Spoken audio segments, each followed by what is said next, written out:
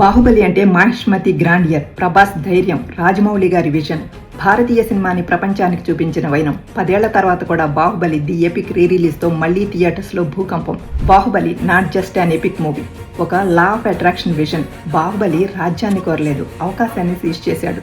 Universe నీకు dreams ఇవ్వదు, వాటిని సృష్టించే ఛాన్స్ ఇస్తుంది. శివుడు జలపాతం ఎక్కాడు because he saw the opportunity to rise. Baahubali మహిష్మతిని జయించాడు because he acted on his purpose. Sivagami న్యాయంగా రాజ్యాన్ని నడిపింది because she embraced her responsibility. Kattappa నా రాజు ఆదేశిస్తే సముద్రాన్ని దాటుతాను అని లాయల్టీతో సీజ్ చేశాడు.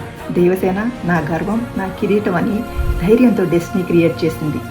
లా ఆఫ్ అట్రాక్షన్ సీక్రెట్ ఏంటంటే నువ్వు గ్రేట్నెస్ కోరితే యూనివర్స్ పోరాడే అవకాశం ఇస్తుంది.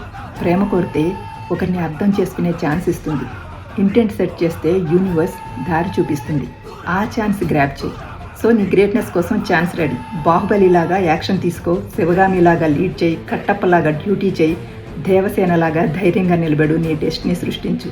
ఈ కంటెంట్ మీకు నచ్చితే ఒక్క లైక్తో శివగామిలాగా కొంచెం ప్రేమను పంచండి. అండ్ మీ లైఫ్లో ఏ ఆపర్చునిటీ సీజ్ చేశారో కామెంట్ చేయండి.